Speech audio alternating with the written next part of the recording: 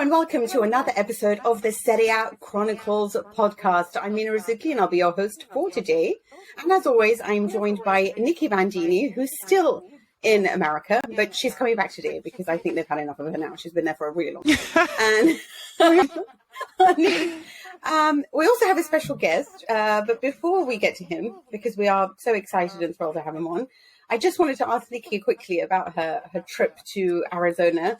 Everyone settled in, baby, back in the house? Oh, it's been so nice, Mina. That was before the last show, wasn't it? Yeah, so my friend gave birth to her first baby, so I got to be not there for that, but in town for that. So that was a really, really lovely moment. And then I didn't stay in Arizona because I think lovely as it was to stay with them, to sort of be there when they're sort of nesting and just got first baby arriving would have been too much. So I've gone on to see some friends in San Francisco. And contrary to what you might think, Mina, about people getting sick of me, yesterday a stranger told me my accent was beautiful. Beautiful accent, they said. It? So I would like to stay here actually and just have that forever, but apparently I have to come home. So.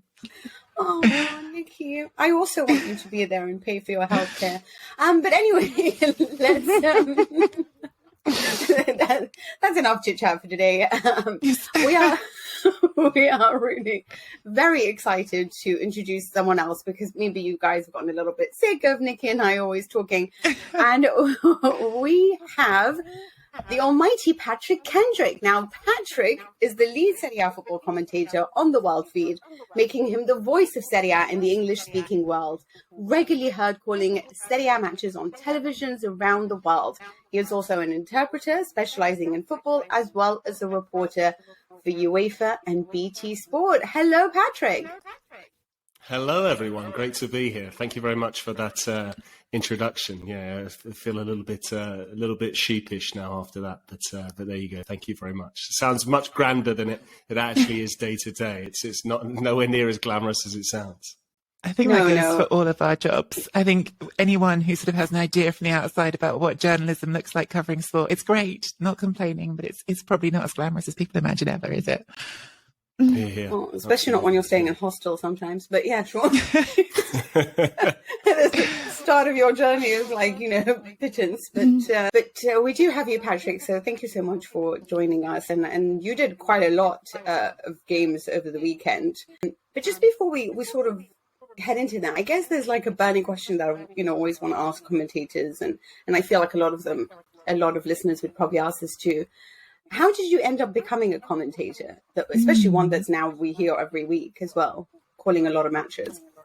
It's a great question. I think every journey is unique. I'll try and give you the abridged version, else we might use all of our allotted time on my potted CV, which is probably not the best for your listeners. It was something that just came to me as a sort of notion when I was in my teens. I really wanted to do it, and then a few near misses here and there, and I actually started out doing audio description for the RNIB, the Royal National Institute of the Blind, in England, and then went from there to did some watch and bet back in the day in Perform in Feltham in West London, and eventually I always say the big irony of my career was I became pigeonholed in London as someone commentating in Italian. So I had to move from London, where I was commentating in Italian, to Milan to be able to commentate in English, which is a little bit counterintuitive. So there we go. And it's just developed from there, really. So, yeah, no, it's been great. It'll be 10 years in July in Milan. Yeah. Wow. Is that where you're based, Patrick? Because I get the impression, maybe it's just because this season there's been lots of good reasons to, but I get the impression you're in Naples a lot as well. I am. It's very perceptive of you. Yeah, for not just for work as well, for personal reasons. I go down to Naples quite a lot, which is pretty handy this season as well, because it's just been the most incredible campaign, and it feels like it's already done and dusted, the title race. I know we'll get onto that, but because it's Napoli and because it's been so long, I think it's amazing. Any other team, if it were those years of Juventus. No offense to Juventus, Mina, by all means. But if it were Juventus during that 9-year dominance, I think if they were this far clear at this stage, then everyone would be feeling a little bit jaded. However, I think because it's Napoli, it's 33 years and neutral's choice. I think everyone is just dazzling in sort of the afterglow, and everyone feels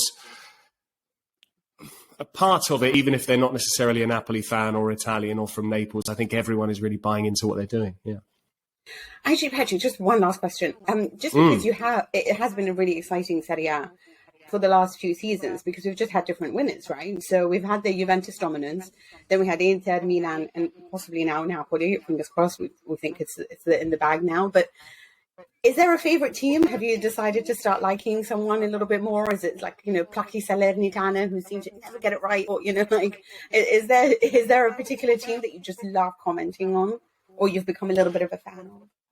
Yeah, I mean, it's a little bit of an occupational hazard to pick favourites, but you do naturally get swept up in it. I would completely agree with that. I think Salernitana were the story last season en route to that incredible survival. I'm a big fan of Empoli, but always have been every time they come up to Serie A. I love the way they do things, the way they develop young players, the fact that they're, the provinciale per eccellenza, the small town team par excellence. I was looking yesterday before the Fiorentina Empoli game. Their population's 49,000.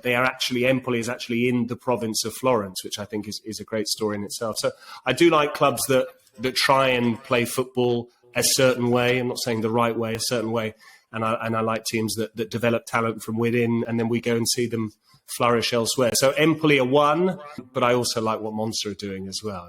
Leaving aside any political affiliations or otherwise, and obviously Berlusconi does divide opinion, but I think what they've done in pure footballing terms, and the story of Galliani going home to Monza and being involved in that after 3 decades with Milan has been really good. And my vision of things might be slightly clouded by the games I've just done this weekend, because I did both Monza, Milan, and Fiorentina, Empoli. But those are two sides that stick out, and naturally, when you're looking for a story, it tends to be those smaller teams as opposed to the established group of clubs, I would suggest, yeah. So definitely not an Allegri fan. Right, okay. It's just Mina on Allegri Island. We can get onto him by all means. The much maligned Max Allegri, I tend to agree with you. I think he gets a bad press, to be honest. I don't think he's anywhere near as bad as everyone makes out. But, I remember that on Twitter right before Christmas, you were banging the drum for "You watch out, Juventus are going to get into this title race." I thought, I think that's pushing it too far, which it is. But you were right, actually, because without the points penalty, they'd be second. Well, there's a spoiler alert as well here. I actually went to a bookies. I know everyone bets online these days. I don't know if I should even be talking about gambling on a family show, but there we go. I actually went to a bookies, and with cash, not even with my card, I put, 20 quid on Juventus to win the Scudetto. I think I would have. Yes, so on Christmas Eve, no less, in my hometown of Winchester. And as and when they went into that game away at Napoli, and I think they were 8 behind, weren't they? They could have gone 5 back before the 5-1 rout. I was a little bit gleeful with some of my colleagues, and then it all came crashing down. Don't you worry, Patrick. You have a home here. I'm kicking Nikki off. She didn't even think they'll make top 4. She was like, they're not going to make top 4. They're not going to win. Don't be ridiculous, And Patrick, you will now be the host and everything you want on the show. Wonderful, fantastic. Okay, let's start off with actually the games that you want to talk about. The games that you commentated on. And obviously, we do have to, I think, start off with the leaders. Great game on Friday. They have obviously a great Champions League match coming up against Eintracht Frankfurt, who also plays some really good football. So that's going to be a really exciting matchup. Hopefully, we can see Napoli's dominance just like we saw against Sassuolo. I thought it was interesting afterwards that Dionisi came out and said, well, if we had Berardi, it would have made the difference. And then you do feel that with Sassuolo, it's not the Sassuolo of old, the one that still shocks you. They're still capable of some brilliant play. Loriente, personally, is one of my favorites to watch. But, I mean, Kvaratskhelia and Osimhen, I just feel like there are no more superlatives. It's a tragedy if we lose these two next season. Yeah, I think it's really interesting what Patrick was just saying about, like, because it's Napoli, because it's 33 years, it's still going to be exciting to the end. And I agree because it's going to be a huge party when it happens. And it is a win. No one doubts they're going to win the league now. It's going to be a huge event. But I still feel like between now and the end of the season, there's going to need to be a moment. There's going to have to be something. And I was thinking back, because I can always draw a link back to Arsenal, as Mina knows. I was thinking back to 2003-04, which was the invincible season. But Arsenal lost to Chelsea in the quarterfinals of the Champions League. And I remember after that having immediately after that loss, before we knew it was going to be an unbeaten season, feeling incredibly hollow about the whole season because Arsenal were playing so well in the league and it looked pretty likely that Arsenal could win the league. And now suddenly there was like nothing exciting left. It was just like, okay, so they'll probably win the league. But actually then they came back and they had this game against Liverpool where it looked for a minute like they were going to implode. Like Liverpool got on top of them at Highbury and it was like, oh God, like what if everything goes wrong now and they don't even win the league? And then Henry turned on and scored the goals and they won 4-2. And it felt like that moment became quite iconic. Now, I hope for Napoli's sake that they won't end up with that same story of going out of the Champions League that early. Of course, you know, just winning one round in the Champions League knockouts is going to be making history for Napoli because that's not a thing they've done. But I'd like to see them go really far in that competition because I think they can. But I think either way, I think it'll just happen. But I'm yearning for them to have a big game, like someone really sort of come and push back on them, give them a tough game, unlike Juventus, and then them come through it. Because at the moment, it does feel like it's just a sort of pleasant stroll. And I mean, yes, you know, in Kvaratskhelia's case, literally a pleasant stroll through the entire Sassuolo team before scoring the first goal at the weekend. Just astonishingly good. I mean, you're absolutely.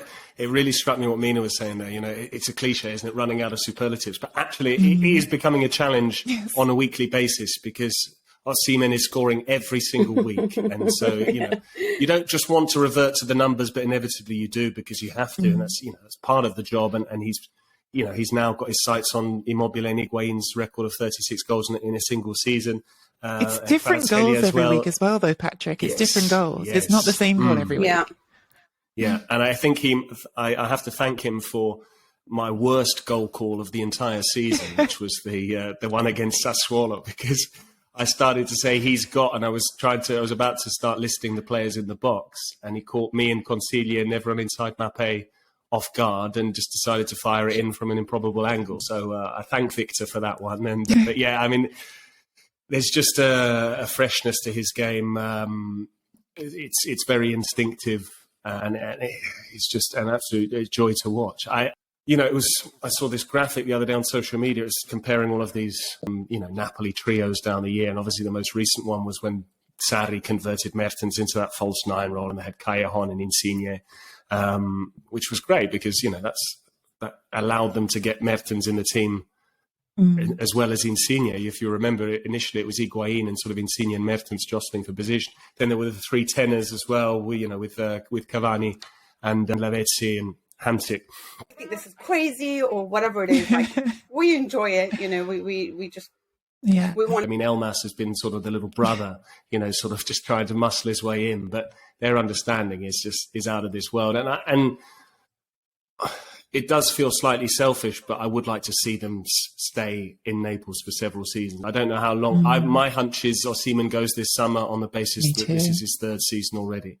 I think De Laurentiis would be loath to lose them both in the same summer because my hunch is you can't necessarily replace Osimhen and his goals, but Kvaratskhelia is the one you need to keep at least for another season, allow his market value to grow, and maybe like you did, I'm talking from a Napoli perspective, as the club did in 86, 87, and then in 89, 90. Don't just win one Scudetto, try and win another one, if not the year after, then at least within a few years. So my hunch is Osimhen might go this summer, but Kvaratskhelia is probably here to stay. I hope we at least get another season out of him because I feel like one of the most privileged observers at the moment because I think they're probably, along with Haaland, they're two of the most talked about footballers in the world at the moment. I guess as well with Osimhen, there's at least some sort of alternative. Like you have got Aspadori there waiting in the wings. You have got Simeone as well. Like you can imagine a world in which the team is still pretty successful without him, even though, of course, not as good because he was out early this season and they did still win games. Yeah. So, yeah, and that's been the story of him. Absolutely, yeah. Sorry, just saying that's been the story for all 3 seasons he's been there. The first season he dislocated his shoulder. The second season he broke his cheekbone. Then he had this hamstring injury, and finally we're seeing him week in, week out. But Mina, I don't know about you. My feeling is with Napoli now, either they go out in the last 16 or they make it to the Champions League final. I think it would be very Napoli. It's all or nothing. A bit like they've only lost one game. They've won 20 and drawn 2. I feel like either they go to the final and maybe win it, or they go out now and a bit like they did with Cremonese in the cup. It's weird with Napoli because I think that, I mean, it's certainly the best team in Europe right now. I really can't figure out a team that plays better football than this. But they have this, Osimhen, for example, it was somebody that I felt like at the time really had to play sort of, all guns blazing, firing from all cylinders, throwing himself into every challenge. That's why I almost felt like he was injured all the time. Andy Brassel once said that, he worries about him because of the way he plays his football. He's just all or nothing.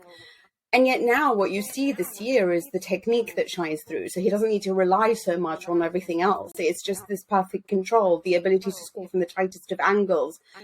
His mentality as well is one that will always seem to push him further and further, which I think is such a blessing to have. Kvaratskhelia, I think, is, wearing 77, talking about Real Madrid endlessly. You kind of know where it is that he wants to end up. And if it's not there, then I think he'll stay. But Lobotka would be the guy that I would love to have. That guy for me, I mean, I've just never seen a man who can dictate an orchestra so beautifully. So he is like, wow, as well. I just don't even know. I mean, they could do it without Zielinski. They can do it. It's just everyone there. You never think to yourself would be who they are. But the one thing that still worries me about them is the defense. And I just kind of feel like if you do sort of come at them vertically and counterattack, I mean, one of the abilities of them to have such a good defensive record, I think the best in Serie A, is the fact that they hold possession so much. But what about if they are up against a side that is, because we've seen even against Juventus in which they trashed them 5-1, there are always moments in which they look a little bit shaky, just like if Loriente had managed to score or I don't know, Berazzi was there. You feel like I sometimes think to myself, if they're up against an Mbappe, PSG is terrible, but Mbappe, can they stop him? And they're not up against an Mbappe in the Champions League, but, Frankfurt have got Muani, he's having this great season. He's this sharp counter-attacking player. Exactly. They have got Lindstrom as well. And I think Frankfurt will lean into that. If you overcommit against us, we're going to hit you fast. And we've got players who can run with the ball. Precisely. I think there's a banana skin here for Napoli. And I think it's going to be really easy to look at that and go, it's Frankfurt. It's not Madrid. It's not Man City. And I think, they've lost one of their last 11 games, Frankfurt. They're playing well. I think it's a dangerous game. And how many times have we seen in the past a team carrying over, winning the Europa League into going very deep, if not winning the Champions League as well? We've seen that in the past. So, yeah, I think this is the one. And history plays a part as well. The fact that they've never made it to a European Cup or Champions League quarter-final is a consideration as well. There's something in that. And I remember the last time Frankfurt came to Italy, it was against Inter, and Spalletti was Inter coach, and admittedly he had a very strange situation to deal with then. It was just after he'd stripped Icardi of the captaincy, I remember, and he gave a debut to 16-year-old Sebastiano Esposito in the second leg. But and Luka Jovic scored, which is even more surprising. Oh, gosh. Well. So, that was many years ago. No, it was a different time then, yeah. Yes. Yeah, I guess I had already preempted that they'd get over. I do like Eintracht Frankfurt. I'm still not sure about their defense, though. So I feel like Napoli could do I guess, going forward in the competition, because I still think they should reach the final. This team should reach the final. But let's move on to another team who actually has a Champions League clash of the season. This week, rather. And that's Inter against Udinese. They started off slowly. I don't know what you guys think of handing them the decision. I think the penalty was really fair, but then they obviously got to retake it because Lukaku missed on the first occasion. I don't know about how you feel about that, but doesn't really matter. You said it that way, because he missed on the first occasion. Like, the decision was, okay, you can have another go because you missed. I kind of feel like that was what it was, though. It's like, oh, poor Lukaku, just give him another chance, and he did score in the second one. Yeah. And thank God he got that goal, because, you just kind of need Lula back, right? And this is the first time that they've scored together since the Conte days, right?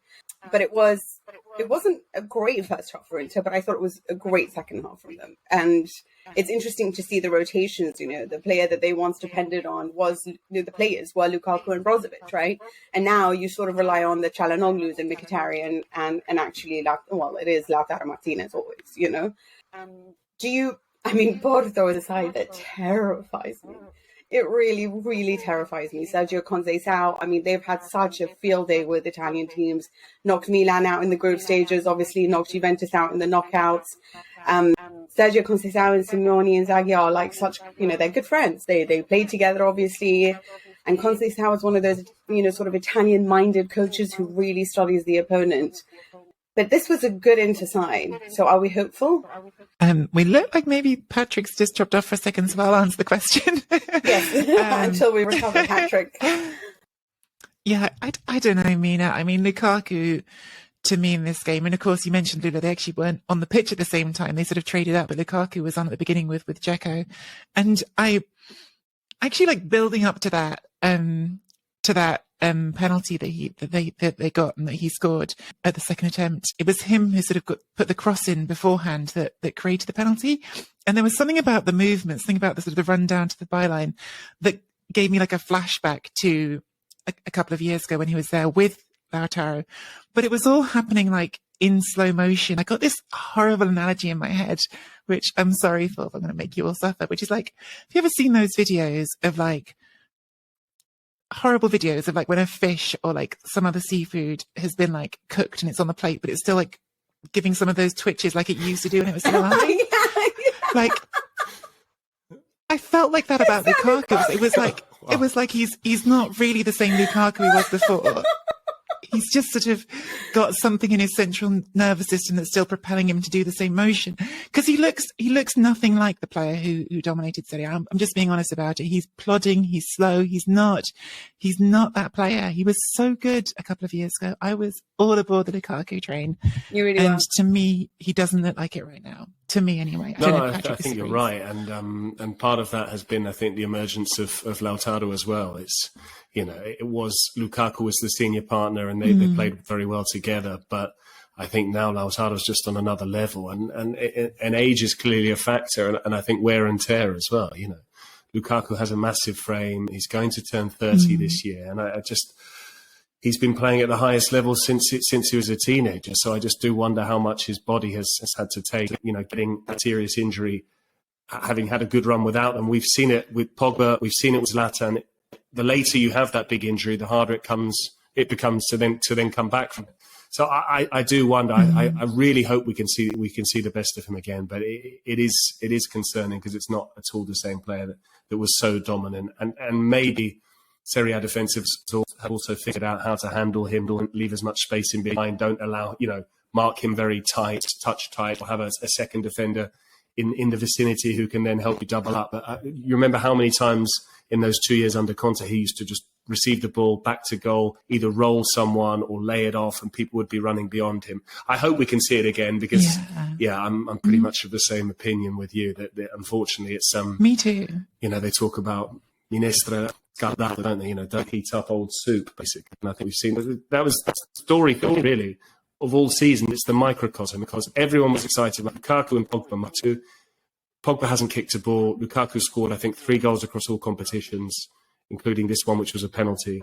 And Kvaratskhelia, who no one knew anything about, has just burst onto the scene. So I think that's a very sort of simplistic take. It's quite reductive, but I think there's something to that as well. Yeah. Simplistic take.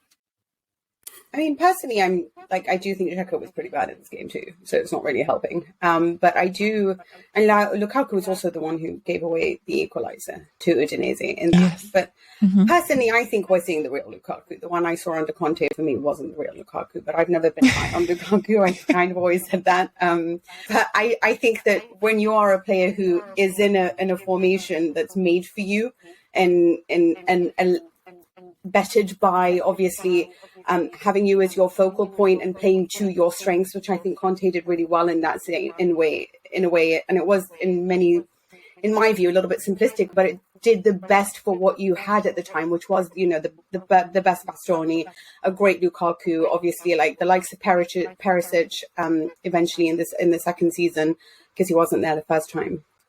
Yeah, so I don't want to be like, but here's the thing. Yeah, I do genuinely believe that any player that plays under Pinches is a star, okay? Because there is just no way that Luka Modric at like 935 years is still managing to do what he's doing. And that's because so much of his time has been under Pinches. And having him, having Lukaku in such amazing physical shape, amazing conditioning, and also a fitness coach who exactly understands his sort of biology and what is required to bring out the best in him on a physical level, on a conditioning level, certainly helped. And then he would feed that information to Antonio Conte and work together to create a plan to get the best out of him. I think without that, then we don't see the best of Lukaku, because he's not necessarily the most... He's sort of a focal point that needs to be your focal point, and designed a team around him. Otherwise, for me, I feel like without that combination of a perfect fitness coach who feeds the information to a coach that will do all you can to get the best, I don't know if we'll see the true Lukaku back. And it's kind of just like that with several others, by the way. It's not just on him. I do think, again, like if you take away Pintus from Real Madrid, I'm not entirely sure that they would have won all their Champions League. But I think that it's important to note that this is the same man who has gone on and won or taken so many teams to Champions League, including the likes of Monaco. So there's something to be said about having those two guys in charge that made Lukaku who he is. But I don't know if we'll see that level again, because I just don't know if anyone ever reaches those levels in general. I think fitness for him in particular, I mean, I think it's like a broad point you make that's true, but I think fitness for him in particular has always been like this key thing, because he has had periods before in his career, even when he was quite a lot younger. Precisely. At Manchester United, for instance, people were saying he's too heavy, he's too slow. And when he was at Inter last time around, he was leaner than this, or at least he looked lean like this. Much. He moved differently. And I think that extra weight, it just feels like there's a tipping point with him where it makes it really hard for him to be as explosive as he wants to be. Yeah, but fingers crossed, because I think they had a great second half. Milan, though, 3 wins in a row. Check them out. Doing the whole Cortomuso tribute. This is your dream, Mina. This is your dream. You've taken an exciting team that won the league and you've made it boring but effective. That's your dream. That's what you want. This is exactly what I would do. And credit to Pioli to just call it, to stop all of it. Listen, they were just conceding so many goals. They just went back to basics and thought, you know what am I going to do? I'm going to be inspired by, the people that came before me. The great Allegri. Let's do a 1-0 victory and get it through. And what I think is so funny is Gazzetta is like, look at him. Look how wonderful he's doing. Meanwhile, stupid Allegri. And I'm like, yeah, you're not at all biased, but sure. Okay. Having said that, I think there's a lot, the defense is doing a very good job. Obviously, they are missing so many, well, not missing so many players, but still without the great batty-ness, who I think is the difference maker. But Monza, you got to feel sorry for them. And then there's a part of me that was like, are they happy with this result because it's Milan? I was a little bit disappointed by some of the pre-match comments there. Galliani said it's us against us. Yes. What was that? If you're not a Milan or a Monza fan, I think if you're probably one of Milan's top 4 rivals, hearing that and then seeing Milan win the match is probably, you're just opening yourself up to allegations of X, Y, or Z. And Berlusconi went even further and said, Milan's my boyhood team. I supported them growing up because I used to go with my father, Luigi. And whilst I'm fond of Monza, they don't have the same place in my heart. This is someone who's the owner of Monza, who's basically saying that he's fonder of their opponents that weekend. So I found those comments a little odd, but that's what makes Italy so great, and that's what we love about the fabric of the Italian game is the no filter. I was talking about it off air with Massimo Paganin, who was my co-commentator, and he just said Berlusconi's got no filter, and I said, yeah, that's probably about right. So I realise that's my second reference to him today, so we should probably move on. I think 2023, that was their first loss for Monza, and I think they're a little bit unlucky because there's that effort from Turia, hit the post, then hit Tatarusano's head, and hit the post again. And it really reminded me of the Aston Villa Arsenal game. Yeah. One for you there, Nikki, that I was watching earlier on in the game when it smashed off the lovable head of Emi Martinez. I mean, it couldn't have happened to a nicer person. I know. But I think Tatarusano, deserved a lucky break, given he's been just hammered by all Milan fans. So, when things are turning, when things like that, it hits the post and goes out. But I like it back to basics. You realise, lest we forget, for all Milan's great football last season, in patches with Leao down the left and Teo there as well, it did come down to that defensive solidity at the end. 9 clean sheets from their last 11, they only conceded 2 in that time. So, it's the old adage, defences win championships, and it's never truer than in Italy. And so I think he realised something there.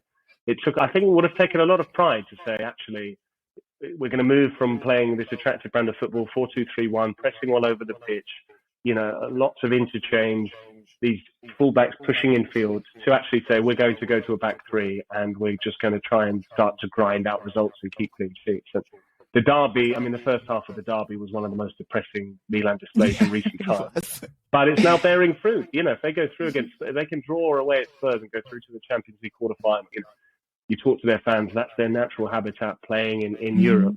And then on top of that, they're able to qualify for the top four. In this exceptional season, Pioli has been saying for 2 months now that what Napoli are doing is exceptional. So he's basically been trying to exonerate himself of any responsibility for Milan not defending their title.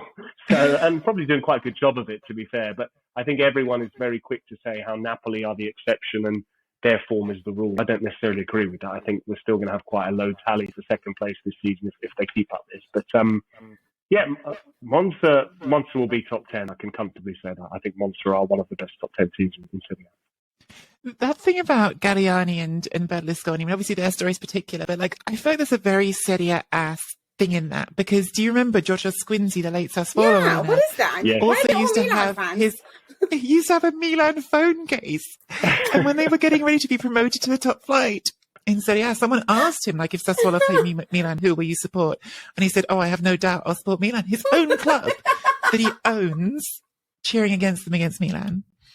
You know what I think is so funny is that how many of these guys are just happy to be like, yeah, we're all just Milan fans. And then I'm just like, hello, how is this happening? Because, I put a bet on this. Again, family-friendly, sorry, guys, but I put a bet on you, Monza. You ruined this for me. So I'm still a little upset about that. But what do we think of the new defensive lineup for Milan? I really like Malik Thiaw. Yeah, Malik Thiaw. Yeah, absolutely.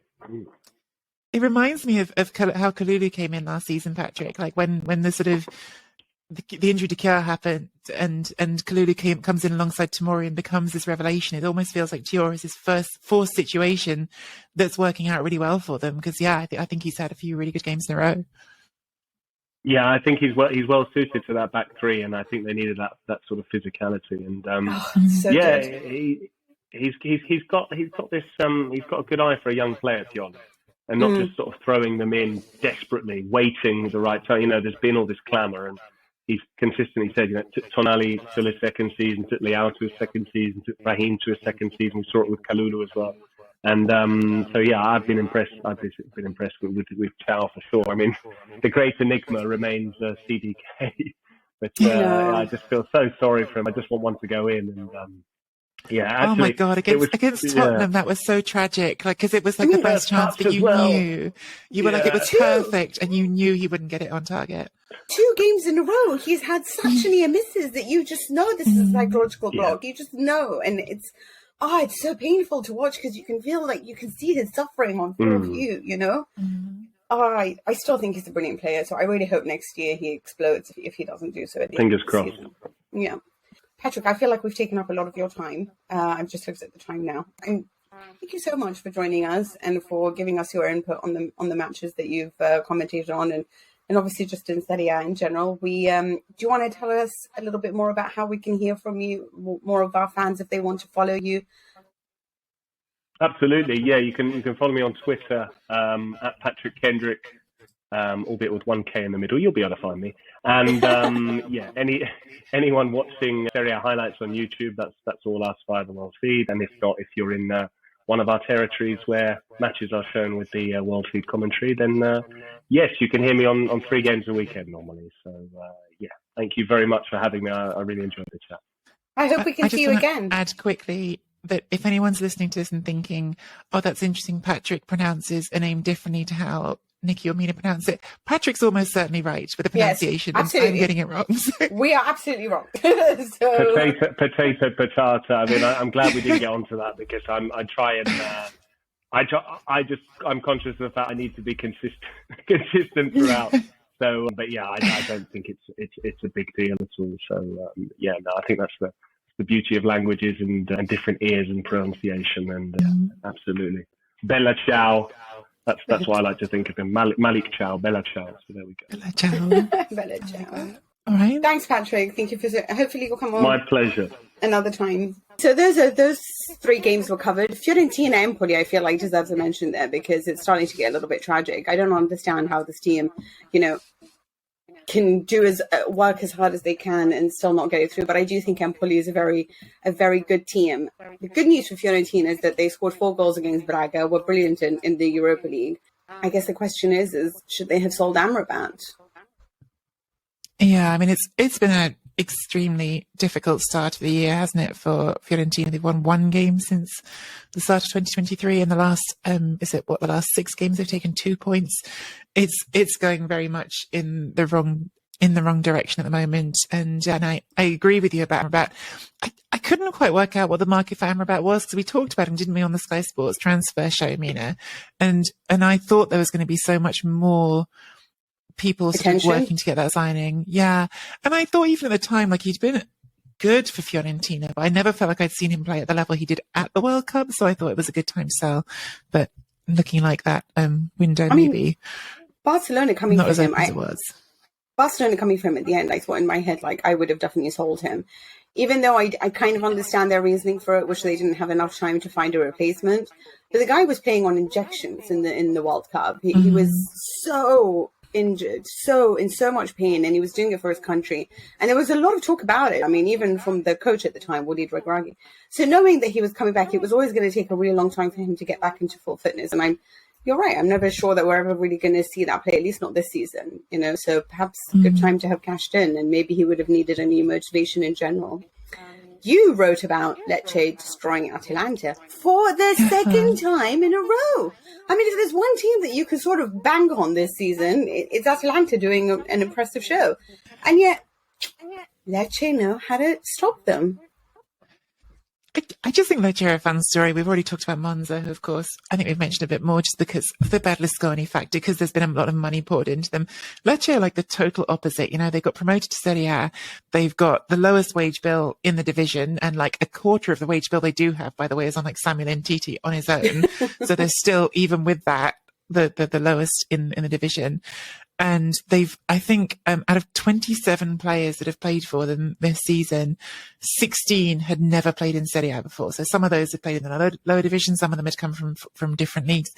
But they've really been sort of pulled together by Pantaleo Corvino, who's a former Lecce sporting director, who's returned, who also was at Fiorentina.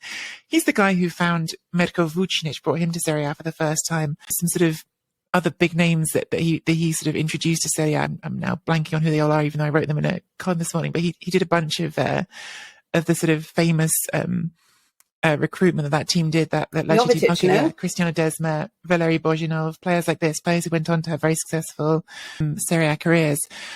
So yeah, they've been a really sort of interesting case in smart signings. They've had some good results against top teams. They drew with Napoli this season. They beat Lazio. They drew with Roma, I think, as well. So they've had some good results against big teams, and they are 13th now. They've got the best defense in the lower half of the table. They're not thrilling to watch. I mean, God, they made this game ugly on purpose, and they succeeded at it. But they got, a great goal from Cisse at the start of the game, another of those new signings. And yeah, they're sort of doing it the old-fashioned way with an old-fashioned manager, Marco Baroni. He's like 59 years old and refuses to ever change his 4-3-3. And his argument is basically, as long as you've got the right attitude, you can get somewhere, and they are.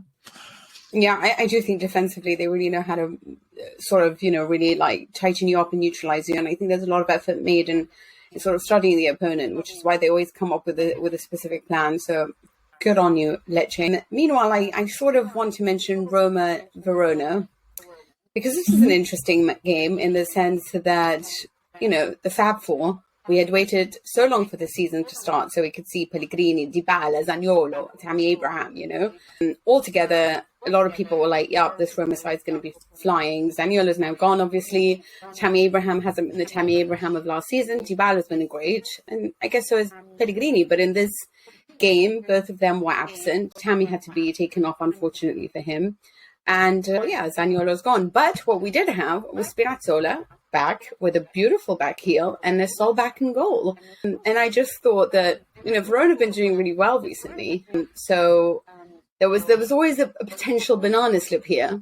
But Roma Roma's one of these sides that I feel like we can depend on a little bit more to get results these days, whereas sometimes you just don't understand. Like with Atalanta, I'm just like, okay, maybe they're not a side that we can depend on. But Roma can usually do the job even if it's not always an entertaining fashion.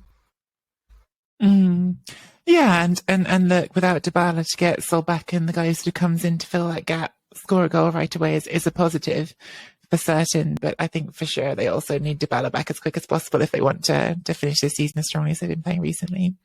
I do. I'm sorry, I can't talk about this game without sort of going into what Mourinho said afterwards. And he just said, they won with team spirit, an incredible spirit of sacrifice, blah, blah, blah, blah, blah, blah. I'm just disappointed people do not give these lads the credit for the work we are doing in very difficult circumstances. Either they don't understand or they don't want to understand. I'm grateful. You in general in the media are not helping. The others are phenomenons. We win because we are lucky or we have set plays, blah, blah, blah. But it's basically he's having a go at the fact that we're not applauding the players. And he said, I already get a lot of applause, so it's not me that needs the nice words. These lads, they need praise. You brought back Karsdorp, who you called a traitor. Okay, like, are you joking? Yeah? 3 weeks ago, you said Solbakken doesn't understand tactics. Okay, like, he doesn't know the difference between a 5-3-2 and a 3-4-1-2. Then you talked about Belotti, who said he's suffering from a disease where he has to have 4 or 5 heel touches. He has to score with his knee, like, as in, this is not him. He wants to be this playmaking wizard and, have this beautiful goal when you just need him to score. You've shoved each one of these under the bus, and now you're saying, hey, guys, go and praise them. Lead by example. Show us the way. We shall follow in the media. But if you're throwing them under the bus and you're bringing back Karsdorp and saying, well, he has been out. You threw him out. What are you talking about? So I really feel like this guy, I have to say, though, for me, he just makes Serie A so interesting. But I there is a part of me that listens to these interviews and is like, you're kidding, right? Like, you're the first person to come after your players, and now you're saying they need praise. You start! It's that meme, that internet meme, which I think is from a TV show that I haven't watched, where's the guy in the giant hot dog outfit saying, we're trying to find out who did this. It's you, Jose, you did it. But also, you've got to agree with me, like, he can drive you potty, but I want him in Serie A because he is the giant hot dog outfit and it's fun to watch. Me too. I just feel like right now, I really need him in Serie A because he's just keeping me entertained, to be honest with you. Like, I'm not entirely sure Roma Verona would have been my favourite thing to watch, but I watch because of Mourinho. So I'm certainly glad for him to be there. But otherwise, is there anything that we have mentioned that we haven't gone into? Obviously, we've done a little bit of a podcast on the Champions League as well as the Europa League. Nikki, you have to run though, don't you? I've got a plane to catch, so yeah, I'm gonna dash. They're throwing you out of the country. They are. They are. So I'm going to wrap things up for us. Thank you so much, everyone, for listening. We'll do some proper shout outs on the next episode, but I am tight for time now. But yes, thank you again to Patrick for joining us. That was great fun. You can find Mina and I on Twitter at Nikki Bandini, at Mina Rizuki. You can also find Patrick on Twitter, and I don't have his handle in front of me, so I'm not actually sure what his Twitter handle is. But if you search Patrick Kendrick, he's on there, and he's great. He has lots of great opinions. He's very sort of good follow on Twitter as well. You can subscribe to Serie A Chronicles on YouTube and Twitter and Instagram. And yeah, we'll see you all in midweek with some voice notes from the Champions League games. All right, gang. See you later. Bye. Bye.